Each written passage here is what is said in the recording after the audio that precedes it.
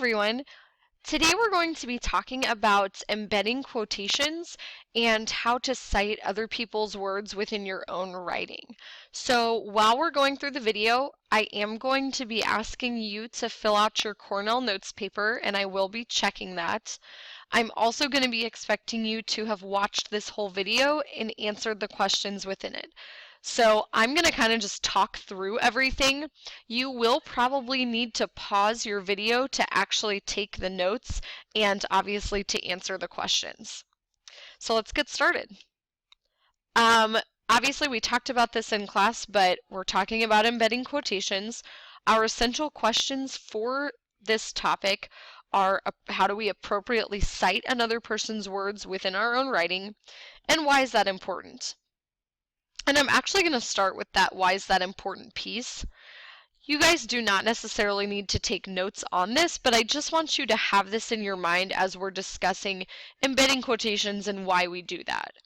So first of all, we want to give credit where credit is due and to show that the ideas or the words that you're quoting are not your own.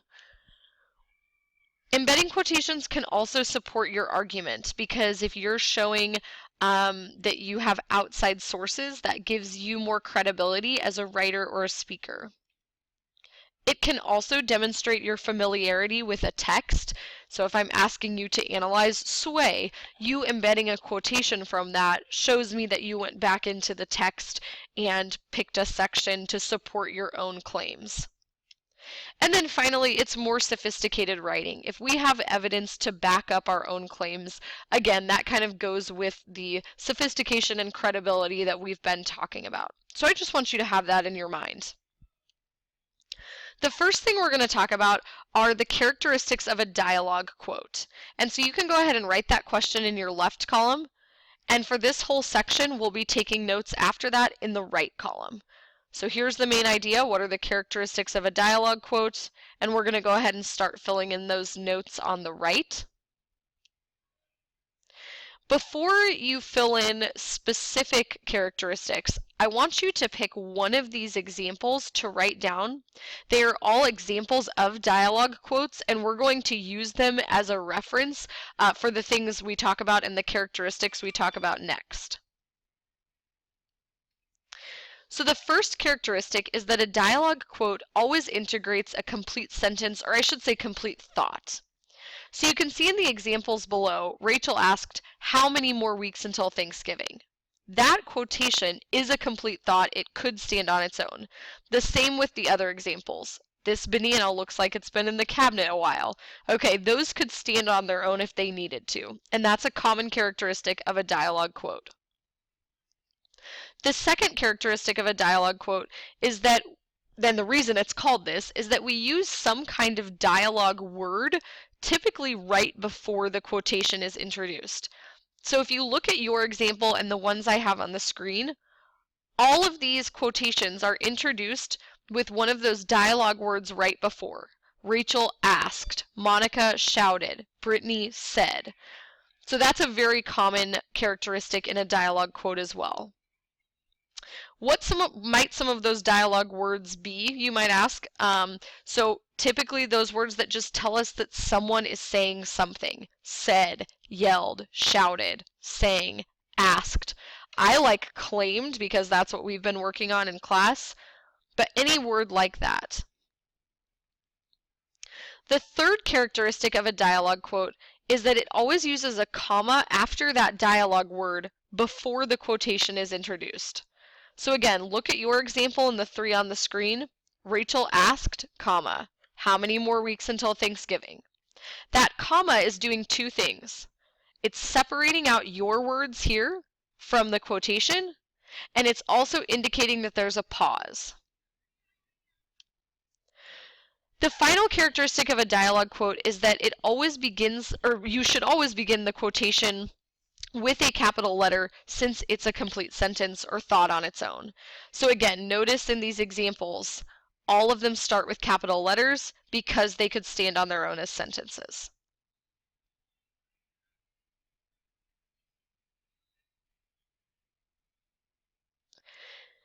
Next, we're going to talk about, actually, sorry, let me skip ahead. We're going to talk about the characteristics of a flow quote. So if you would go ahead and write that in your left column, and then we're going to fill in notes on the right column. After you've written that question in the left column, go ahead and pick one of these examples of a flow quote to put in your right column, because just like the dialogue quote, we're going to be using these to look at the characteristics. So the first characteristic of a flow quote is, unlike a dialogue quote, it's not as separated from your writing versus the quotation, and that's why it's called a flow quote. It all kind of flows or blends together. So, for example, Matt thinks that we would beat you in Monopoly. Okay, that could all kind of be one sentence. And guys, the check I kind of like to do to see if something is really a flow quote is you can see if you take out the quotation marks, like if you pretend like they're not there, obviously we wouldn't actually do that in our writing, but if you pretend like they're not there, could this all flow together as one sentence? Yes, in this case it could. Yes, in this case it could. That's a characteristic of a good flow quote. Your writing flows naturally into the quotation. The second characteristic is that there's no punctuation between your own writing and the quotation. So unlike a dialogue quote, which always has that comma, a flow quote doesn't have anything. There's no comma, there's no semicolon, no period. It just flows right together. Remember we talked about if you took out these quotation marks, acted like they weren't there, it should all go right together. The third characteristic is that the quotation is not capitalized at the beginning. Again, unlike a dialogue quote, not capitalized at the beginning, unless, of course, it begins with a proper noun. Like if this, so you can see these examples aren't capitalized. Again, sentence flows together naturally. However, if you said something like, Matt thinks that Johnny would beat you in Monopoly, obviously Johnny would be capitalized because it's that proper noun. But typically we're not going to capitalize that.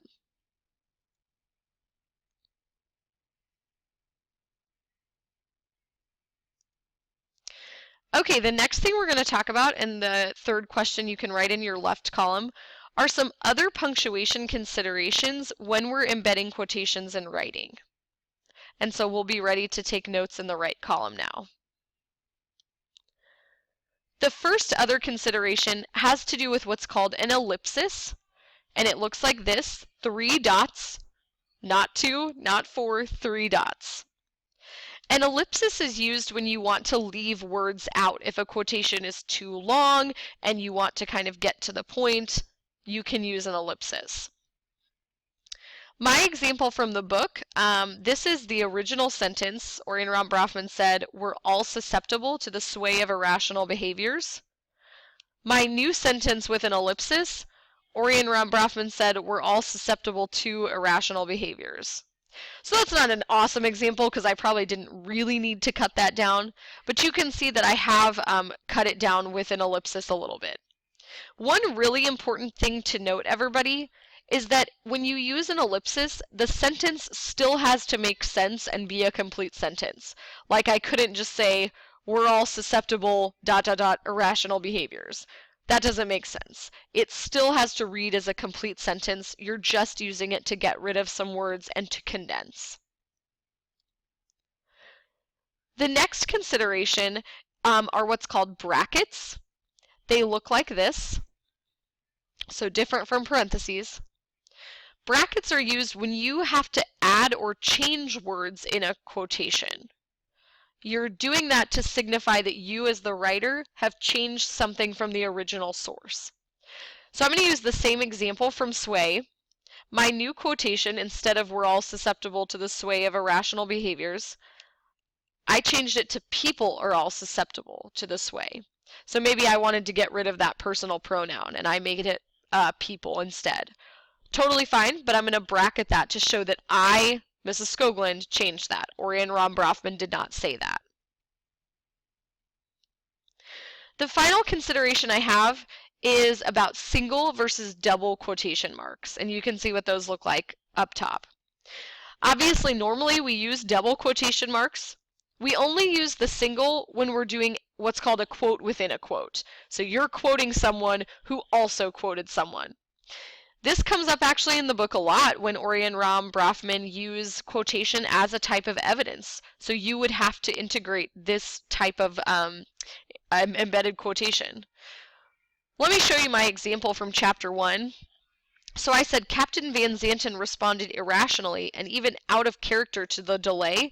So that's Ori and Ram Brafman, just the double. His co-pilot even had to remind him that they didn't have ATC clearance. So this second one is the co-pilot talking. I've shown you that with the single, but I'm quoting Brafman and Brafman, so that's the double. So that's one of our important considerations.